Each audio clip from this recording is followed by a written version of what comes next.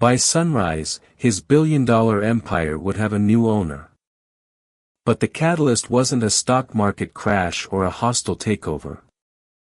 It was the sharp, ugly sound of a hand striking a cheek in a room full of whispers and champagne. The hand belonged to Richard Hawthorne, a man whose net worth was matched only by his ego.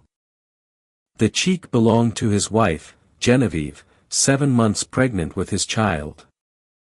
And the audience, his new, younger mistress, Tiffany, who watched with a triumphant smirk.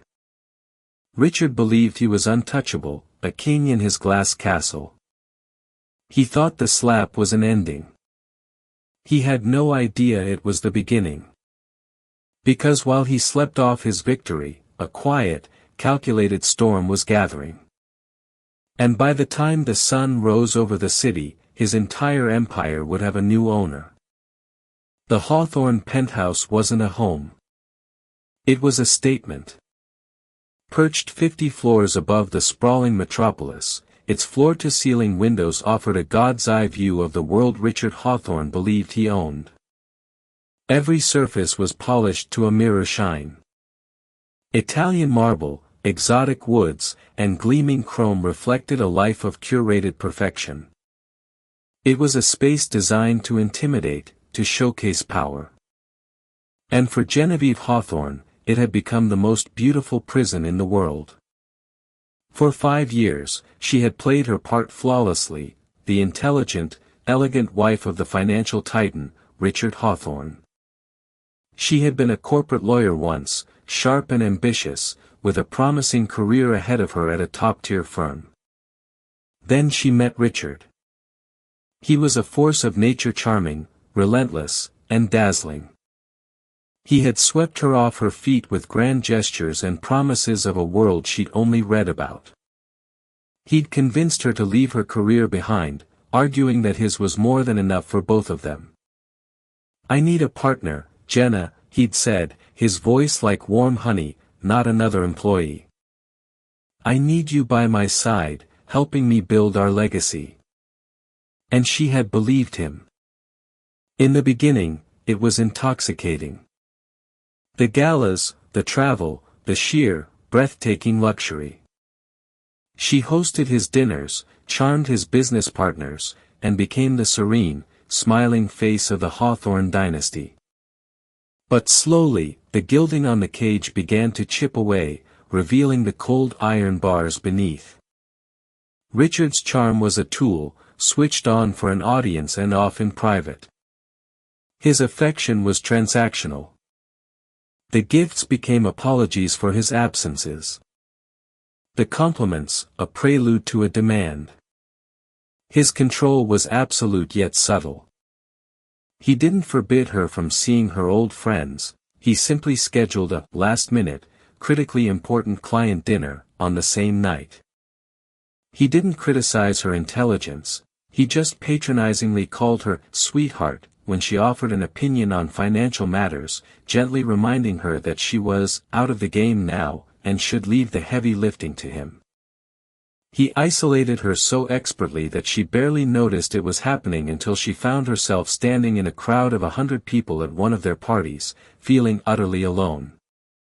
The pregnancy had changed everything. For Genevieve, it was a miracle, a tiny, fluttering promise of unconditional love. She had hoped it would change Richard too, soften his hard edges, and remind him of the legacy he was so obsessed with building. For a brief time, it seemed to work. He was attentive, parading her and her burgeoning belly around like his newest, most prized acquisition. He commissioned a nursery that cost more than her childhood home and hired the best doctors in the country. But the novelty soon wore off. His attention drifted. The late nights at the office returned, smelling faintly of a perfume that wasn't hers. His phone, once left carelessly on the nightstand, was now perpetually face down and passcode protected. Genevieve wasn't naive. She knew the whispers among the city's elite were barely whispers at all. They were spoken in hushed but clear tones in the powder rooms of exclusive clubs and over brunches at Michelin-starred restaurants. The name on everyone's lips was Tiffany Monroe, a 24-year-old Instagram model with ambitions as transparent as her designer dresses. Genevieve had tried to confront him once, calmly, rationally. "Richard, are you seeing someone else?" He hadn't even had the decency to look her in the eye. His gaze was fixed on the stock ticker running across the giant screen in his home office. "Don't be dramatic, Genevieve. I'm a busy man. You're emotional because of the pregnancy. Why don't you go buy yourself a new handbag? Get the Birkin you were looking at." He dismissed her feelings, and their marriage with a casual wave of his hand, reducing her concern to a hormonal whim that could be placated with expensive leather. That was the moment the last vestiges of love in her heart curdled into something else, something cold, hard, and patient. She was a lawyer, after all. She had been trained to see every angle, to anticipate every move, and to prepare for the worst-case scenario. And Richard Hawthorne, in all his arrogant glory, was about to become her worst-case scenario. Her old mentor, Arthur Pembroke, a lion of the legal world now in semi-retirement, had warned her when she married Richard. "Be careful, Genevieve," he'd said over a quiet lunch. "Men like Hawthorne don't build empires, they conquer them. And they demand utter fealty from everyone in their kingdom, especially their queen." He had helped her structure the prenuptial agreement. Richard's lawyers had been ferocious, but Genevieve, guided by Arthur, had been smarter. She'd fought for clauses they'd dismissed as standard boilerplate. And deep within the labyrinthine document, unseen and underestimated by Richard's team who were focused only on the division of assets in a standard divorce, was a particular section Arthur had called Project Nightingale. It was a fail-safe, a dead man's switch of sorts. It wasn't about divorce. It was about a catastrophic breach of trust, so severe and so public that it constituted a fundamental destruction of the marital contract. It granted her unilateral and immediate power of attorney over a specific set of holding companies if certain conditions were met. Richard had signed it without a second thought, laughing with his attorney about how thorough his little lawyer fiancé was. He had no idea he had just handed her the keys to his kingdom. The upcoming annual Heart of the City charity gala was the pinnacle of the social season. Richard was being honored. It was a night meant to celebrate his philanthropy, to whitewash his ruthless business practices with a veneer of generosity. Genevieve knew it would be a spectacle. She also had a nagging certainty that Richard, emboldened by the public adoration, would do something reckless. A week before the event, her private investigator, a discreet man named Mr. Jones, confirmed her fears. He sent a single encrypted file to her laptop. It contained photos. Richard and Tiffany Monroe, dining at a private club. Richard and Tiffany, his hand possessively on her back, entering a boutique hotel. Richard and Tiffany, laughing on the balcony of a hotel suite, a bottle of champagne between them. Genevieve stared at the screen, her heart a block of ice in her chest. The pain was sharp, but it was quickly overshadowed by a terrifying clarity. She looked down at her swollen belly, feeling the gentle kick of the life inside her. This was no longer about her pride. It was about her child. Her child would not be raised in the shadow of this man's disrespect. Her child would not be a pawn in his games or a footnote in the story of his affairs. She picked up her phone and made a call. "Arthur," she said, her voice steady. "It's Genevieve. I think the Nightingale might need to sing soon." There was a pause on the other end. Then Arthur's grave voice replied, "I'll put the orchestra on standby. Just give me the signal, my dear. Just give me the signal." The night of the gala arrived. Genevieve chose a gown of deep sapphire silk that hugged her baby bump, a color that spoke of royalty and strength. As she put on the hawthorn diamonds, a magnificent necklace Richard had gifted her after a particularly lucrative merger, they felt cold against her skin. They felt like chains. Richard, preening in his custom-tailored tuxedo, barely glanced at her. "Ready, sweetheart? It's a big night. Lots of important people. Remember to smile." "I'll remember," she said, her voice a placid lake over a raging current. As they descended in the private elevator, the mirrored walls reflected their image, the powerful tycoon and his beautiful, pregnant wife. The perfect couple. But Genevieve saw the truth. She saw a monster and a woman who was about to bring his entire world crashing down. The signal was about to be given. The grand ballroom of the Prescott Hotel was a universe of manufactured glamour. Chandeliers dripped crystals like frozen tears, casting a golden glow on the city's most powerful figures. The air hummed with the sound of clinking glasses, forced laughter, and the relentless orchestra playing just loud enough to drown out the sincerity of any real conversation. To Genevieve, it felt like a stage set for a tragedy. Richard was in his element. He moved through the crowd like a shark, all teeth and predatory charm. He accepted backslaps, shook hands, and basked in the glow of adoration. Genevieve remained at his side, a silent, smiling prop. She saw the glances from the other wives, a mixture of pity and envy.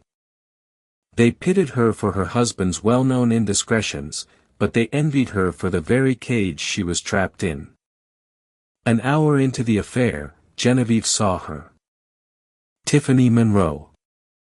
She hadn't come in discreetly, she'd made an entrance. She wore a crimson dress so scandalously cut it seemed held together by ambition alone.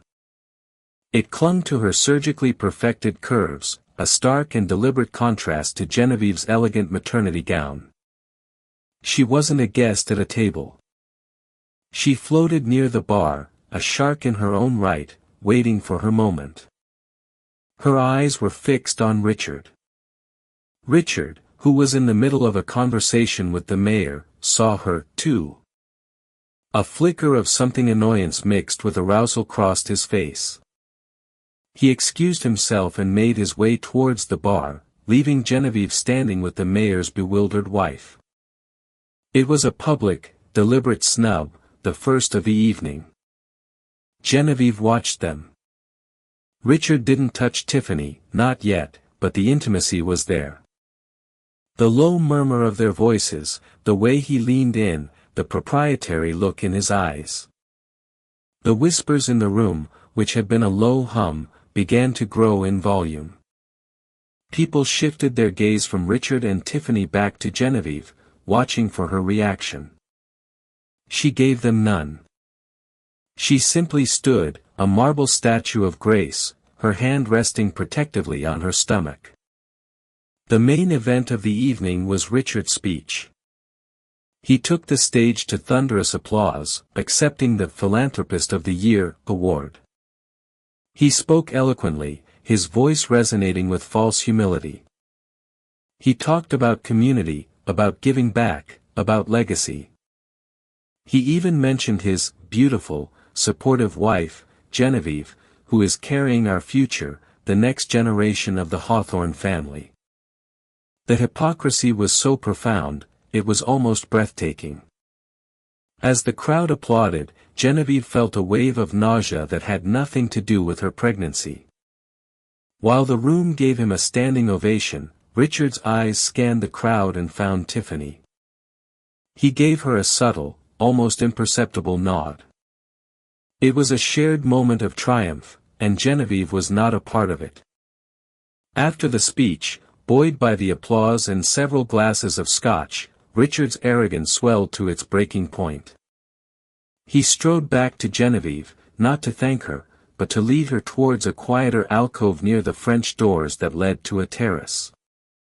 She thought for a foolish second that he might apologize for his behavior. She was wrong. Waiting for them in the alcove, a smirk playing on her lips, was Tiffany Monroe. "Richard, what is this?" Genevieve asked, her voice dangerously low. "Genevieve, Tiffany." "Tiffany, Genevieve," he said, the words slurring slightly. He seemed to find the situation amusing, a display of his ultimate power. He could have both of them here, in the same room. Tiffany looked Genevieve up and down, her gaze lingering on her baby bump with undisguised contempt. "So, you're the wife?" she said, her voice dripping with condescension. "Richard's told me so much about you." "I'm sure he has," Genevieve replied, her eyes locked on Richard. "This is wildly inappropriate." "Oh, relax, sweetheart," Richard scoffed, draping an arm casually around Tiffany's shoulders. "Tiff's a friend. I wanted you two to meet. We're all adults here." "A friend?" Genevieve's voice was like chipping ice. "Is that what you call the woman you're sleeping with? The woman you flaunt in front of the entire city while your pregnant wife stands by your side?" The accusation hung in the air, sharp and undeniable. Richard's jovial mask dropped, his face darkened with rage. He hated being challenged, especially in a way that threatened his carefully constructed image. "You're making a scene, Genevieve," he hissed, his voice a venomous whisper. "You're embarrassing me." "I'm embarrassing you?" she shot back, her control finally snapping. "You bring this woman here to an event where you're being honored, and you have the audacity to say that I'm embarrassing you?" "I warned you," Richard snarled, stepping closer. His scent, expensive cologne and fine scotch, was suffocating. "You're emotional. You're hysterical. You need to learn your place." "My place?" Genevieve laughed, a bitter, broken sound. "My place is not to be a silent doormat for your infidelity. My place is not to stand here and be humiliated. Your place," he said, his voice dropping to a growl, "is to do what I tell you." And then it happened. In a flash of liquor-fueled rage, Richard raised his hand. The slap was shockingly loud in the relative quiet of the alcove. It wasn't a tap. It was a full-force blow, hard enough to snap Genevieve's head to the side and send a spray of pain across her face. The force of it made her stumble back a step, her hand flying to her cheek, the other instinctively clutching her belly. For a moment, there was absolute silence. The orchestra seemed to have faded away. The world narrowed to that single, searing point of impact on her skin. She could feel the imprint of his fingers. She could taste blood in her mouth where her teeth had cut the inside of her lip. Tiffany Monroe's smirk had vanished, replaced by a flicker of shock, perhaps even fear. She hadn't expected this. This wasn't part of the fantasy. Genevieve slowly turned her head back to face Richard. She didn't cry. She didn't scream. Her eyes, which had been filled with hurt and anger moments before, were now chillingly empty. They were two black voids. It was the look of a person who had just crossed a threshold from which there was no return. The pain on her cheek was a distant thing. The real event had happened inside her. Something had been irrevocably broken, and in its place, something new and terrible and strong had been forged. She looked at her husband, the man who had just struck his pregnant wife in front of his mistress. She looked at his furious, unrepentant face, and she gave the signal. It was almost imperceptible. She reached into her clutch for a handkerchief to dab at her lip. As she did, Her thumb pressed the side of her diamond-encrusted phone case twice. It was a pre-programmed emergency command, a simple, innocuous action that no one would ever notice. The command sent a single encrypted text message to a burner phone on Arthur Pembroke's desk. The message contained only one word, Nightingale. Genevieve met Richard's furious gaze one last time. She said nothing. She simply turned, her posture as straight and unbowed as a queen's, and walked away. She walked out of the alcove, through the now silent crowd that parted before her like the Red Sea, and out the grand entrance of the hotel. She didn't look back. Richard, left standing with a stunned Tiffany, shouted after her, "Genevieve! You get back here! Don't you walk away from me!" But she was already gone. He thought she was running away in defeat. He thought he had won. He swaggered back to the bar to get another drink, basking in his power, utterly oblivious that he had just signed his own death warrant. The slap wasn't the end of the argument. It was the trigger. The final condition of Project Nightingale had been met, a fundamental breach of trust accompanied by physical violence and public humiliation. The clock had just started ticking on the Hawthorne Empire. The cold night air hit Genevieve like a tonic, clearing the last vestiges of shock and leaving only crystalline resolve. She didn't hail a cab. A black town car, unmarked and discreet, pulled up to the curb the moment she stepped out of the hotel. The driver, a man she knew only as Robert, stepped out and opened the rear door without a word. He was on Arthur's private payroll, a ghost who specialized in quiet efficiency. Inside the car was a sanctuary of silence. She leaned her head back against the cool leather, the throbbing in her cheek a dull metronome counting down the seconds of Richard's reign. She didn't go back to the penthouse. She would never set foot in that place again. Robert drove her to a location she had secured weeks ago under a false name, a suite at the exclusive Windsor Arms, a hotel known for its old-world discretion and ironclad privacy. The suite was not opulent like her former home. It was functional, elegant, and secure. On a large mahogany desk in the living area, a suite of brand-new encrypted electronics was already set up and waiting, a laptop, several monitors, and a satellite phone. Arthur Pembroke believed in preparation. She took a moment in the marble bathroom, looking at her reflection for the first time since the slap. A faint, angry red mark was blooming on her left cheek. Her lip was slightly swollen. But her eyes held a fire that had been dormant for 5 long years. The woman staring back at her was not the socialite Genevieve Hawthorne. It was Genevieve Alcott, the top-of-her-class law graduate, the woman who could dissect a hostile takeover brief in a single night and find the single fatal flaw. She took a deep breath, splashed cold water on her face, and went to work. She picked up the satellite phone and dialed. Arthur answered on the first ring. "Nightingale is confirmed," she said, her voice devoid of emotion. Trigger conditions met in full. Physical violence, public humiliation, corroborating witnesses. "We are a go." "My God, Genevieve, are you all right?" Arthur's voice was filled with genuine concern. "I will be," she replied. "Is the team ready?" "They've been on standby for the last hour, ever since your text. Legal, finance, and cyberops. My best people. They are awaiting your command."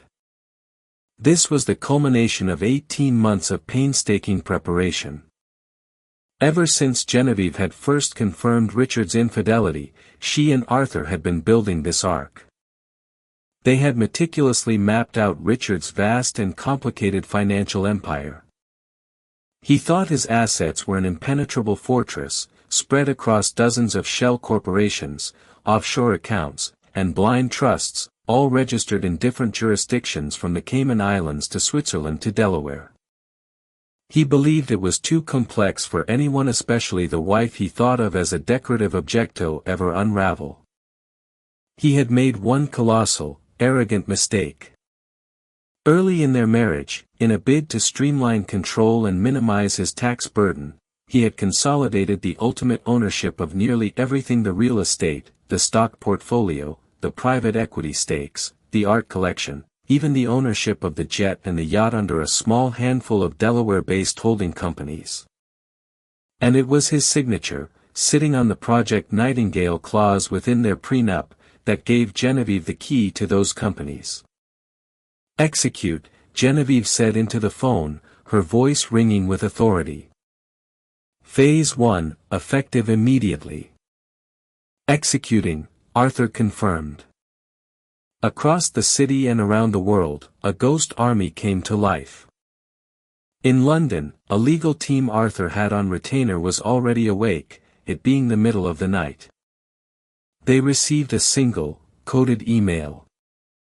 They immediately began filing the pre-drafted, notarized paperwork with the relevant international authorities, citing the power of attorney now activated by the trigger clause. They were transferring ownership of Richard's European stock holdings and his Swiss bank accounts. The documents were ironclad, bearing Richard's own signature from years ago. In the Cayman Islands, a financial consultant, woken by a 3 a.m. call, logged into a secure portal. He initiated the transfer of control for 3 major offshore accounts, moving billions in liquid assets from entities controlled by Richard Hawthorne to new entities controlled by G.A. Pembroke, a trust Genevieve had set up with Arthur, with her and her unborn child as the sole beneficiaries. In New York, a small team of cybersecurity experts, working from an anonymous office in Soho, launched their part of the operation. This wasn't illegal hacking, it was a hostile administrative takeover.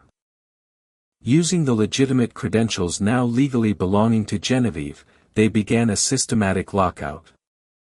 They changed the passwords and security protocols for Richard's trading platforms, his corporate bank accounts, and his personal lines of credit. They accessed the digital management systems for his properties, changing the access codes to the penthouse, the Hamptons estate, and the Miami condo. They even changed the ownership registration and deactivated the key fobs for his fleet of luxury cars. Back in her hotel suite, Genevieve directed the entire orchestra. She was on a 4-way encrypted conference call with Arthur and the heads of the legal and financial teams. Spread before her on the monitors were real-time updates of Richard's crumbling empire. She watched as asset after asset turned from red, Hawthorne-controlled, to green, Pembroke Trust-controlled. It was a breathtakingly complex and aggressive series of moves, all happening in the space of a few hours, while the man at the center of it all was completely unaware. Meanwhile, Richard Hawthorne was celebrating his victory. After Genevieve had stormed out, he had put on a show of nonchalance, laughing it off to the few who dared to ask. He took Tiffany by the arm and paraded her through the rest of the gala, a conqueror displaying his spoils. They left the hotel together, paparazzi cameras flashing, and went to Richard's favorite downtown haunt for a nightcap. He was drunk, arrogant, and triumphant. "She'll come crawling back," he boasted to Tiffany as they sat in a plush booth, champagne flowing freely. "She always does. She has nothing without me. She knows which side her bread is buttered on. A little drama to keep things interesting, that's all." Tiffany, now basking in the glow of being the chosen one, eagerly agreed. She had no idea that the credit card Richard used to pay the exorbitant bill, a black card with no supposed limit, was mere hours away from becoming a useless piece of plastic. They finally stumbled back to the Hawthorne penthouse around 4 a.m. Richard dismissed his security detail with a wave, feeling invincible. He collapsed into his bed, not even noticing Genevieve's side was empty and cold. He fell into a deep, dreamless sleep, the sleep of a king who believes his castle walls are impenetrable. He didn't know that miles away, his queen was systematically dismantling the castle brick by brick and salting the earth where it once stood. By 5:30 a.m., it was done. Genevieve stared at the final screen, a sea of green. From the multi-million-dollar penthouse he was sleeping in to the stocks that formed the bulk of his wealth, to the very cash in his current accounts, it was all gone. His name had been surgically excised from every significant asset he possessed. He wasn't just broke. He was a non-entity, a ghost in his own life. She leaned back in her chair, the first rays of dawn beginning to streak the sky. The longest night of her life was over. For the first time in 5 years, she felt a profound sense of peace. She placed a hand on her belly. "It's over," she whispered. "We're safe now." She closed the laptop, switched off the monitors, and went to the bedroom. For the first time in a very long time, she slept without fear. Richard Hawthorne awoke at 9 a.m. to the insistent pounding in his head. A Scotch-fueled hangover was his unwelcome companion. He rolled over, expecting to see Genevieve, perhaps with a glass of water and an apologetic look on her face. The space beside him was empty. A faint, unfamiliar scent of Tiffany's perfume lingered on the pillows. He grunted. The woman had slipped out at some point. Good. It saved him the trouble of kicking her out. He sat up, rubbing his temples. He felt a brief flash of irritation at Genevieve for her dramatic exit. She'd be back, of course. He'd let her stew for a day or two, then he'd buy her a new piece of jewelry, and everything would go back to normal. That's how it worked. That's how it had always worked. He reached for his phone on the nightstand to check the morning markets. He frowned. No service. Strange. The penthouse had its own dedicated signal booster. He tried to connect to the Wi-Fi. Access denied. A flicker of annoyance. He'd have to call building maintenance. He got out of bed and walked to the kitchen to get some coffee. He pressed the button on his $1,000 espresso machine. Nothing happened. He checked the plug. It was in. He looked at the smart home control panel on the wall. The screen was black. A building-wide power outage? Unlikely in a place like this. Slightly irritated, he decided to just get dressed and head to the office. He'd grab coffee on the way. He showered, dressed in a crisp Brioni suit, and headed for the elevator. He pressed the button. The light didn't come on. He pressed it again, harder. Nothing. He tried the service elevator. Same result. He was trapped on the 50th floor. Now the annoyance was turning into genuine anger. He called his building manager's office from the landline, which was miraculously still working. "Mr. Hawthorne," the manager said, his voice unusually formal. "Good morning. We were notified of a change in ownership for the penthouse unit early this morning. Our instructions are that all services, including elevator access, are to be restricted pending authorization from the new owner's representatives." Richard felt a cold laugh bubble in his chest. A change in what? Don't be ridiculous, Ben. There's been a mistake. Some kind of clerical error. Get my elevator turned on. I'm sorry, sir, Ben said, his voice firm. My instructions come from Pembroke Legal Group. They are very clear. I cannot override them. Pembroke. Arthur Pembroke. Genevieve's old mentor. What the hell was going on? A knot of unease began to twist in Richard's stomach. He hung up and immediately dialed his personal banker, Jonathan Pierce, at Sterling Chase Private Bank. Jonathan was more than a banker, he was a friend. They played golf together.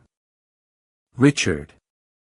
Big night last night, I hear, Jonathan said cheerfully. Jonathan, cut the chatter.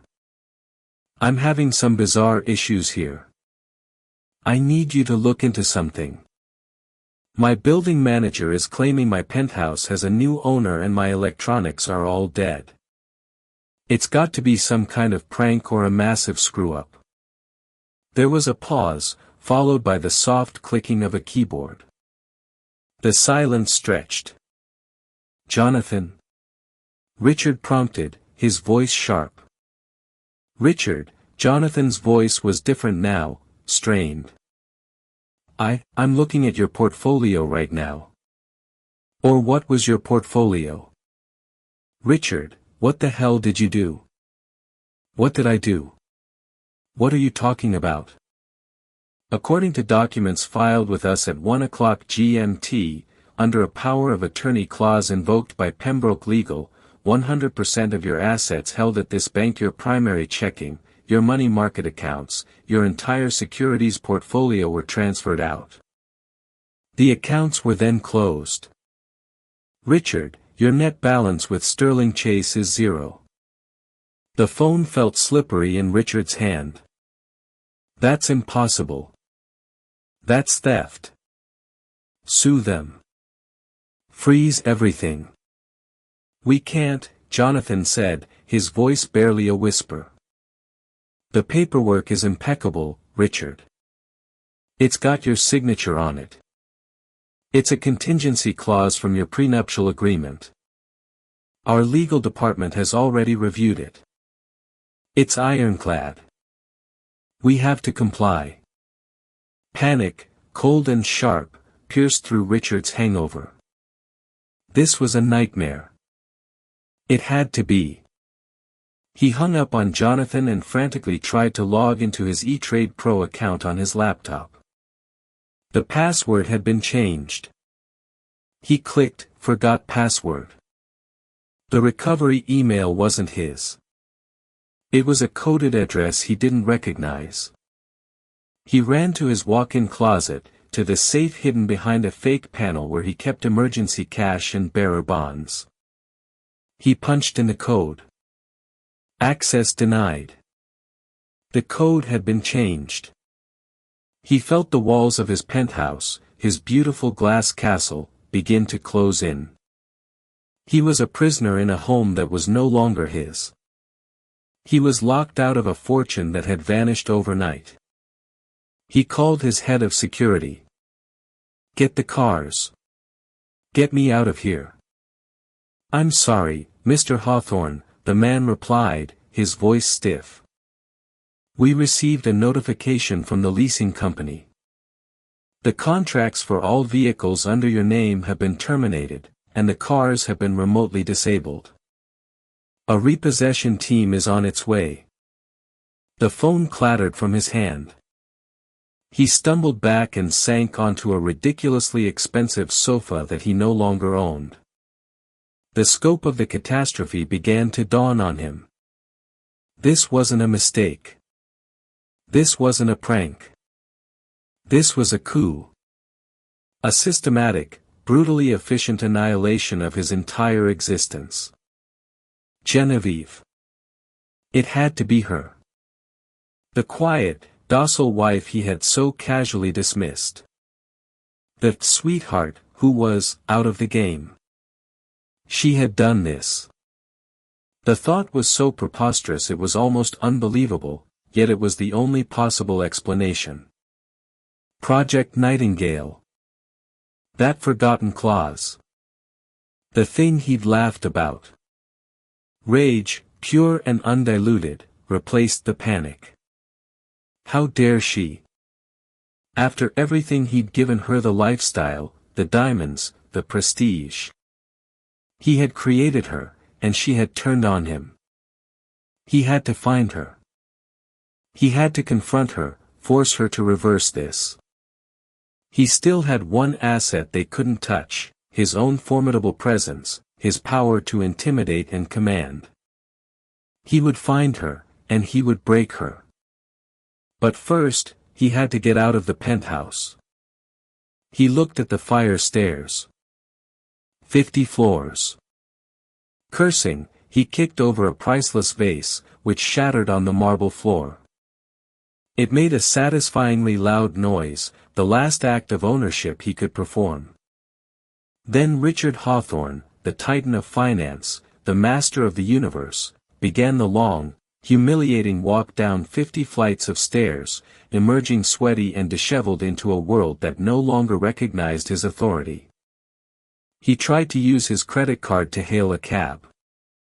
Declined, the driver grunted before speeding off, leaving Richard standing on the curb, a king without a kingdom, his name worth less than the suit on his back. It took Richard 3 hours of frantic, humiliating calls to finally locate her. His lawyers wouldn't take his calls, citing a conflict of interest. His so-called friends suddenly had meetings they couldn't miss. Finally, a sycophantic junior analyst at his old firm, either out of fear or a misplaced sense of loyalty, gave him the information he wanted. Genevieve wasn't hiding. She was waiting for him. The address was the Windsor Arms. The irony was bitter. It was a place he admired for its understated power, a power he now understood far better. He arrived on foot, his expensive suit rumpled, his face a mask of fury.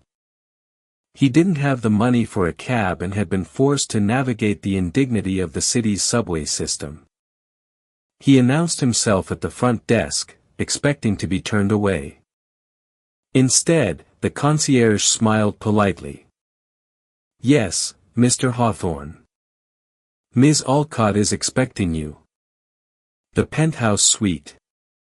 Please go right up." Ms. Alcott, not Mrs. Hawthorne. The name was another deliberate cut. The ease of access was another power play. She wasn't afraid of him. She was inviting him into her new domain. The elevator ride up was silent and tense. When the doors opened directly into the suite's foyer, he saw her. She was standing by a window overlooking the park, bathed in the afternoon light. She wore a simple cream-colored cashmere dress. She wasn't wearing a single piece of Hawthorne jewelry. Her face was serene, and the faint bruise on her cheek, now a pale yellow-green, seemed less a mark of injury and more a badge of honor. Standing beside her, a formidable and silent guardian, was Arthur Pembroke. "Genevieve," Richard growled, stalking into the room. "What is the meaning of this? This madness? You will call it off, right now." Genevieve turned to him, her expression unreadable. "There's nothing to call off, Richard.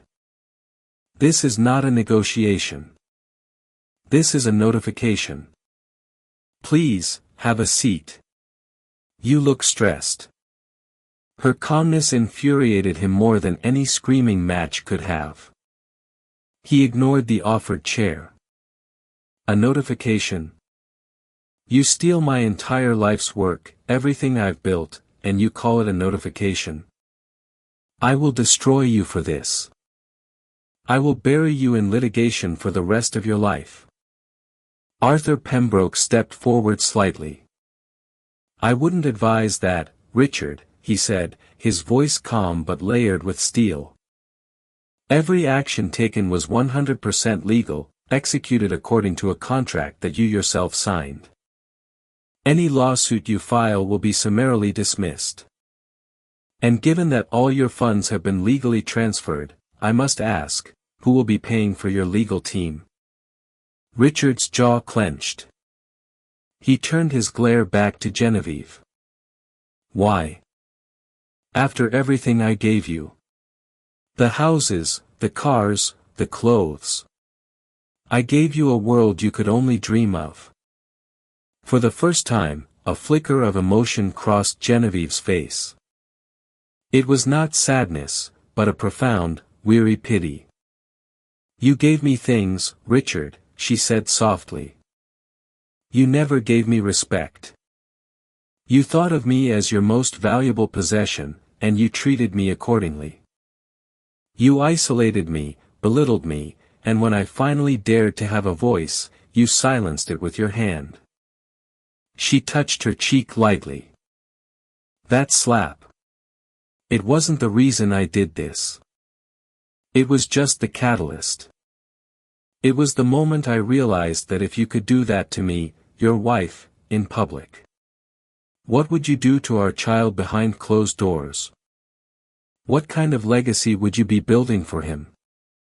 A legacy of cruelty, of disrespect, of learning that love is conditional and power is everything.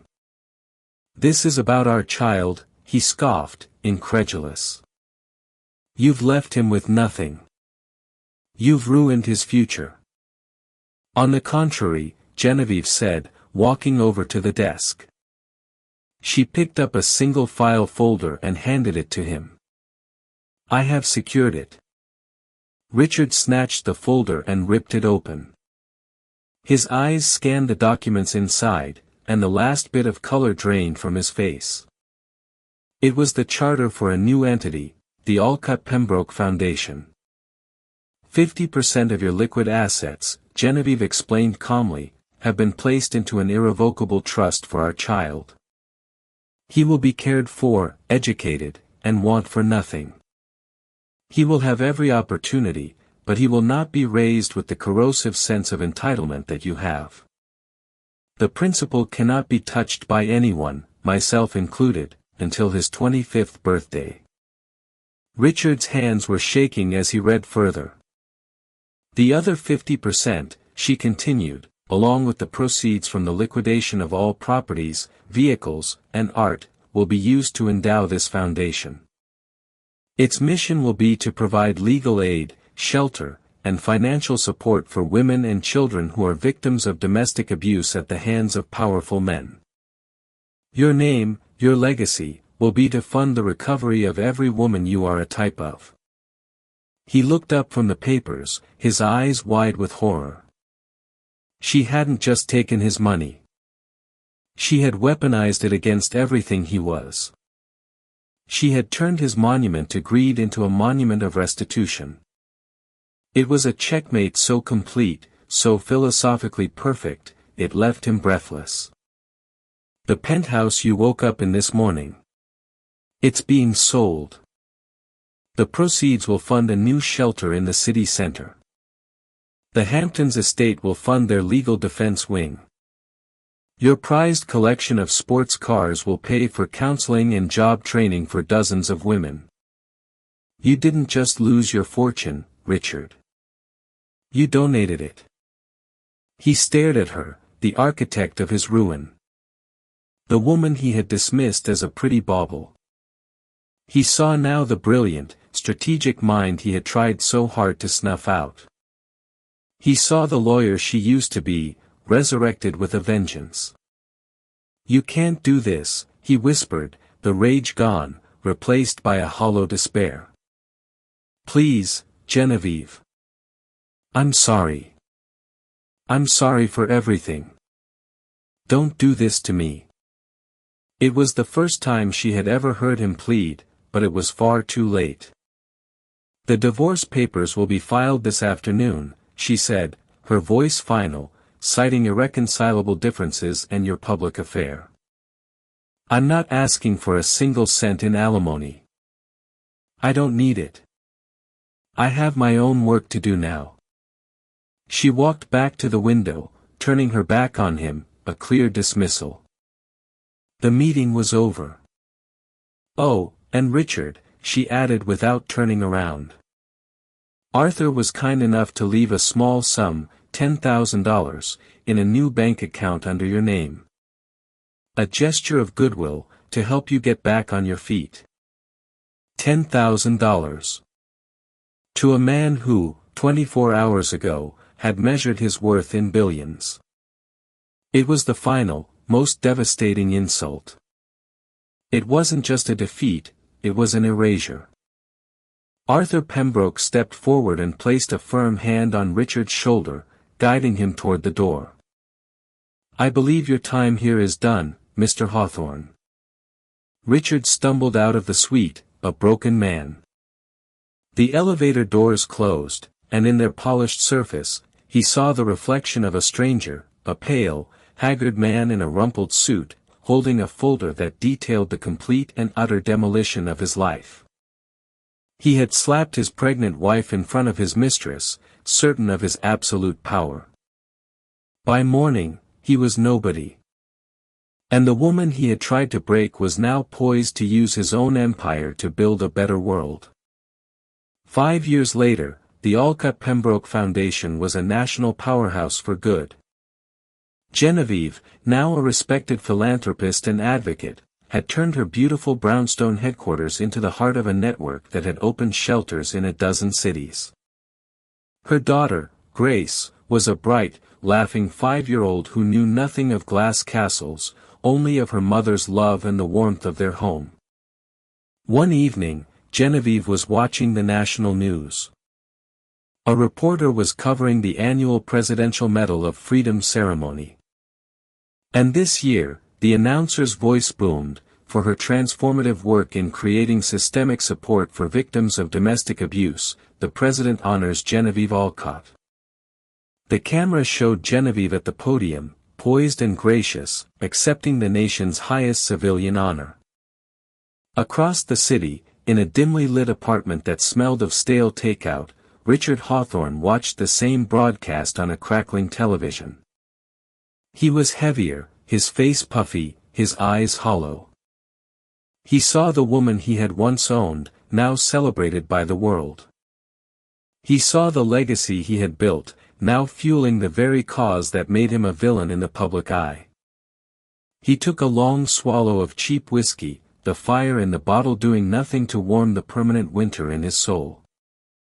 He hadn't learned humility, only bitterness. Back in her own home, worlds away from the ceremony, Genevieve tucked her daughter into bed. "Read me a story, Mommy," Grace whispered, her eyes bright with sleepiness. Genevieve smiled, picking up a well-worn book about a brave little rabbit. As she read, her voice soft and steady, she felt a profound sense of peace. She had traded a life of unimaginable luxury for one of immeasurable worth. She had lost a gilded cage and, in its place, had built a fortress of hope for thousands. And in her daughter's peaceful smile, she saw her true legacy, more precious than all the diamonds and billions in the world. Her story is a stark reminder that underestimating someone can be the most expensive mistake you ever make, and that from the ashes of a painful ending, a powerful new beginning can rise. What do you think of Genevieve's plan? Was it a masterclass in justice, or did she go too far? Let us know your thoughts in the comments below. We read every single one. If you were moved by this story of strength and consequence, please smash that like button, share this video with someone who needs to hear it, and make sure you subscribe to our channel for more incredible stories. Don't forget to hit that notification bell so you never miss a single one. Thanks for watching, and we'll see you in the next video.